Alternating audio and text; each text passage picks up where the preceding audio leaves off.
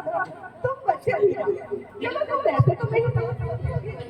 तो आज हमें जन्माष्टमी के इस पावन अवसर पर श्री कृष्ण के जीवन से ही सीख लेने की कोशिश करते हैं। सादर प्रणाम।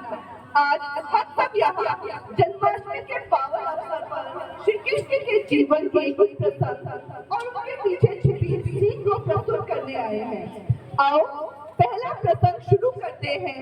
जब नटखट खाना ने मिट्टी खाई और यशोदा मैया पर दिखा दिया पूरा ब्रह्मांड। बलराम बलराम कृष्णा को लिखो, वह मिट्टी खा रहा है। ये मत खाओ कृष्णा, इसे फेंक दो, मैया बहुत अप्रसन्न होगी। हटो हटो भैया, अब तो तुम्हें मैया के पास लेके ही जाना पड़ेगा।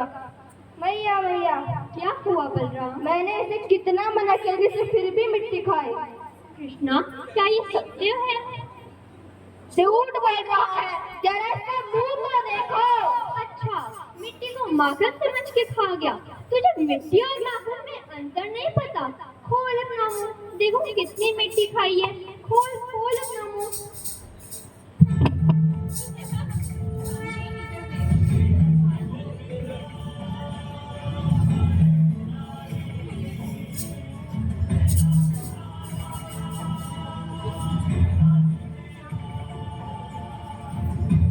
श्री कृष्ण के मुंह खोलते ही मैया हैरान रह जाती है। यशोदा ने श्री कृष्ण के मुंह में मिट्टी नहीं, संपूर्ण ब्रह्मांड, तारे, आकाश, सागर और पहाड़ देखा। तो यशोदा,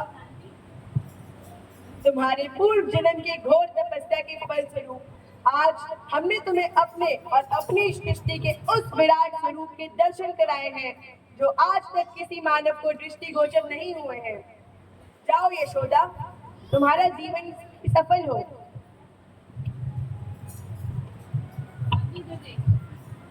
अच्छा, अब बताओ इस कृष्ण लीला से कुछ सीख मिली तुम्हें या नहीं?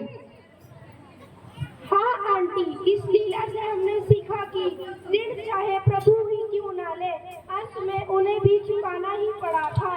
मेरी मम्मी मुझे सही समझा रही थी। तो अब समझे, जब बड़े कुछ समझाते हैं तो हमें अच्छे से समझना चाहिए। हाँ आंटी। बोलो कृष्ण कन्हैया लाल की जय। अच्छा, पर मेरा क्या आंटी? क्यों, तुम्हें क्या हुआ? आंटी, मैं क्या बताऊं, मैंने लेक व्यू के पार्क से मम्मी को बिना बताए कुछ फूल क्या तोड़े। मम्मी ने मेरे को बहुत डांटा, पापा ने भी मम्मी का ही साथ दिया और दादी ने भी। अच्छा, तो क्या हो गया? तुम्हें पसंद नहीं आया? नहीं, मैं जा रहा हूँ। अरे अरे रुको, लगता है तुम्हें भी कुछ दिखाना ही पड़ेगा। गोकुल की गलियों में जब नन्हे नन्हे पाँव की आहट गूंजती थी और जब बांसुरी की मधुर तान हर दिल को मोह लेती थी, तब नटखट कन्हैया कोई ना कोई बाल लीला रचा ही रहे होते थे। ये कहानी है उसी बाल कृष्ण की जो सिर्फ माखन नहीं चुराते थे, सबका दिल भी चुराते थे। तो चलिए चलते हैं अपने दूसरे प्रसंग की ओर।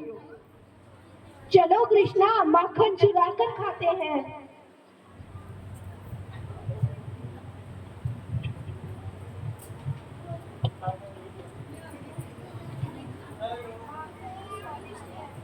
अच्छा कृष्ण, तुमने फिर से माखन चोरी किया। अब तो हम तुम्हें बांधकर तुम्हारी मैया को बताएंगे।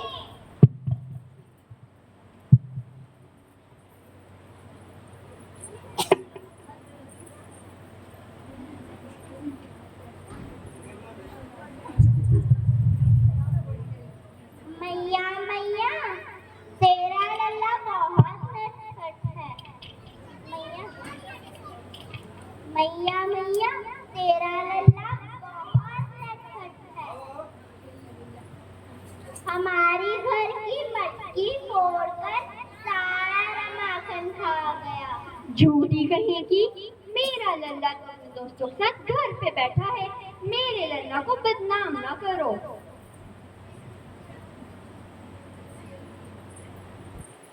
खाना खाना, क्या तुमने माखन चोरी नहीं किया? नहीं, मैंने तो नहीं किया। हाय भैया, एक तो माखन चोरी, ऊपर से झूठ भी बोल रहा है। चलो चलो, यशोदा हमारी बात नहीं सुनेगी। कृष्णा, क्या तूने माखन नहीं खाया?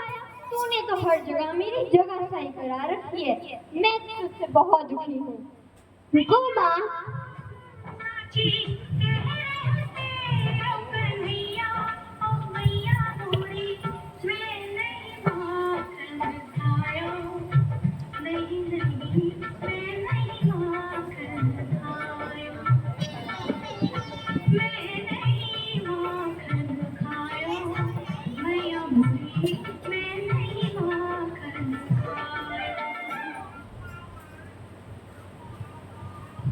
तो ये थी एक और कृष्ण बाल लीला।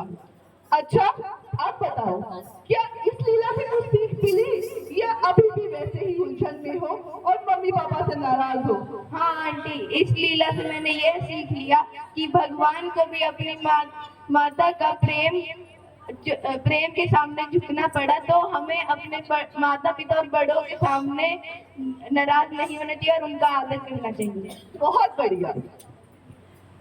सानिया, एक बात तो बताओ, तुम अपने बच्चों के बीच में क्या कर रही हो? तुम्हें भी शिकायत है? आंटी, माता पिता तो छोड़ो, मैं तो बस वीरेन अंकल और सुधांशु अंकल से परेशान हूँ। हर दिन ये लोग ग्रुप में मैसेज डालते रहते हैं कि पानी की टंकी ठीक कराओ, पानी की टंकी ठीक कराओ। यही देख देख के मेरे पापा ने मुझे बोला कि मैं प्लम्बर को कॉल कर दूं, पर मैं भूल गई और फिर उन्होंने मुझे बहुत डांटा। आप ही बताइए कि थोड़ा सा पानी बहने से क्या हो जाएगा? और हमारी तो सोसाइटी का नाम ही लेक व्यू है, यहाँ पानी नहीं मिलेगा तो कहाँ मिलेगा? पता है जल जीवन के लिए कितना आवश्यक है? जल के बिना तो जीवन असंभव है। जल की कमी या दूषित जल हमारे कल को खत्म कर सकते हैं। ओह आंटी, अब ये मत कहना कि इसमें भी कृष्ण लीला का कोई योगदान है। अब मैं क्या कहूँ, कृष्ण थे ही इतने चंचल, हमारी बहुत सी प्रॉब्लम का सॉल्यूशन खुद ही लेके जा चुके हैं। चलो चलते हैं अपने तीसरे प्रसंग की ओर, जब कालिया नाग की वजह से यमुना का जल दूषित हो गया था। देखें तब श्री कृष्ण ने क्या लीला रची थी।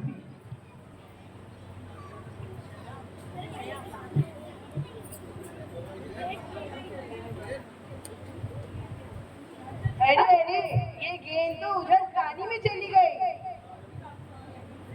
अब इसे कौन लाएगा? अरे गेंद मैंने फेंकी है तो मैं ही लाऊंगा ना। हाँ हाँ, अब गेंद तू ही ला। हाँ हाँ, रुको। कौन हो तुम? मैं तुम्हारा काल हूँ, कृष्ण। कौन कृष्ण? वे जो काल का भी काल है, वे जो भगवान का भी भगवान है। हमें पहचानो मत, हमारी शरण में आ जाओ, हम तुम्हें समस्त पापों से मुक्त कर देंगे। हा हा हा हा, तुम हमें दया की भीख मांगने कह रहे हो? मैं तुम्हारी मृत्यु बन के आया हूँ।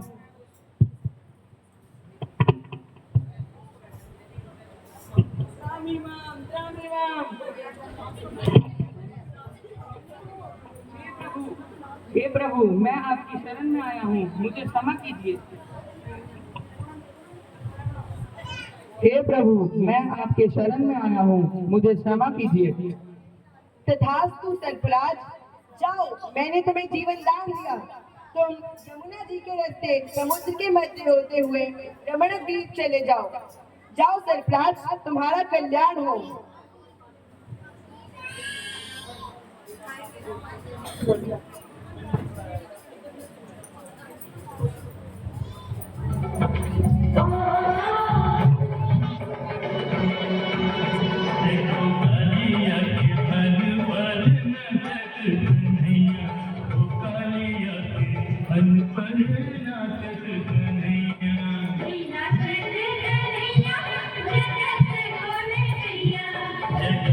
कौन चाहिए सारी कौन चाहिए रे तो कालिया के